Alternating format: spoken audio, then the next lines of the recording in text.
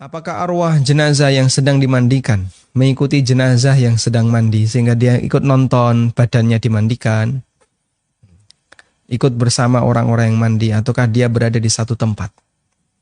Jawabannya, ketika dia sudah dicabut oleh Allah Subhanahu wa taala arwah itu, maka arwah ini mengalami proses sebagaimana yang disebutkan dalam hadis Al-Barra bin Azib. Hadis yang diriwayatkan oleh Ibnu Majah, Abu Daud dan yang lainnya. Dari sahabat Al-Barra bin Azib radhiyallahu anhu. Beliau menceritakan, satu ketika Nabi SAW mengiringi seorang jenazah. Setelah sampai di makam, ternyata kuburannya belum siap.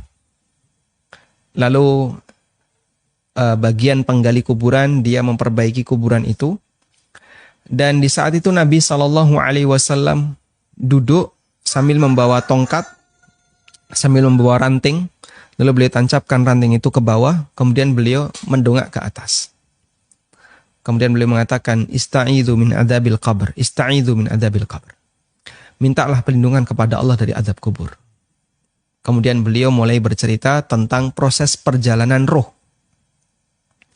Beliau mengatakan, Innal abdal mu'mina. Sesungguhnya seorang hamba yang mukmin, idza adbara minad dunya wa aqbala ilal akhirah. Apabila dia mau meninggalkan dunia dan sudah bersiap untuk menuju akhirat, maka datang malaikat dengan rupa yang sangat cerah, membawa kain dari kain pilihan, membawa minyak wangi, hanut dari surga, dan beberapa yang diceritakan dalam hadis itu.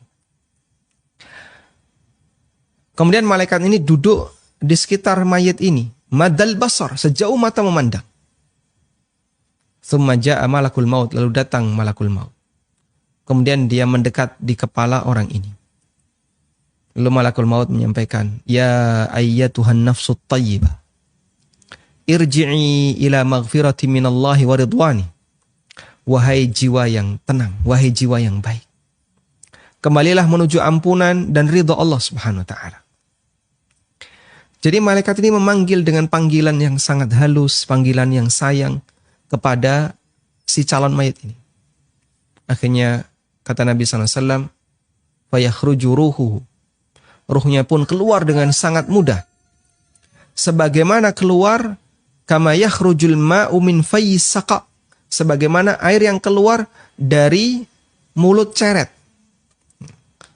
Ada ceret di sini? Ya. Tidak perlu kita buktikan ya. Tidak perlu kita lihat. Anda ketika punya teko, di sini ada gelas. Coba tuangkan, di sini ada airnya di teko ini. Anda tuangkan ke gelas tadi. Loh, kok nggak keluar Pak? Kenapa ini Pak? Oh, nyantol di dalam. Bukan nyantol Pak, kesumbat. Itu kalau tekonya belum dibuka, mulutnya. Begitu dibuka, air itu keluar dengan sangat lancar. Mengalir dengan sangat lancar. Seperti itulah gambaran yang diberikan oleh Nabi SAW. Ketika roh seorang mukmin itu dicabut oleh Allah Subhanahu wa taala. Lalu dia dibawa ke langit, naik terus ke langit sampai ke langit yang tertinggi, langit yang ketujuh.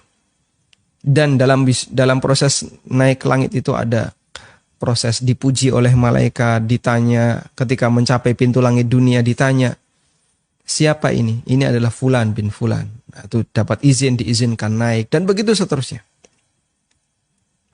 Kemudian Allah perintahkan, uktubu kitaba abdi fi illiyin. Letakkan catatan hambaku ini di illiyin. Kemudian Allah berfirman ini. Lalu dia dikembalikan dan di situ dalam hadis tersebut dinyatakan ya, kembalikan roh ini ke jasadnya, yaitu berada di kuburan. Ya. Lalu datang dua malaikat.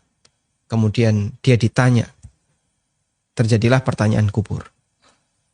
Sehingga dalam proses dari sejak dia mati sampai dia dimakamkan, ruh itu mengalami kesibukan.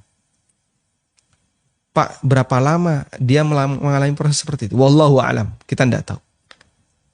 Maka jangan dibayangkan ruh itu gentayangan di mana-mana melihat suasana sekelilingnya. Ya. Kok ini yang layat sedikit ya? Kota infaknya pasti sedikit ini. Santunan jenazahnya, wah, cuman dikit. Karena dia melihat kanan kirinya kok nggak rame.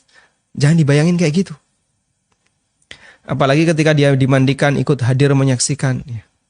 Kita tidak punya dalil tentang itu.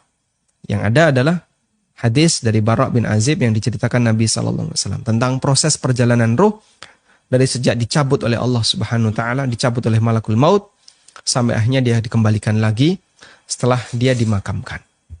Wallahu a'lam.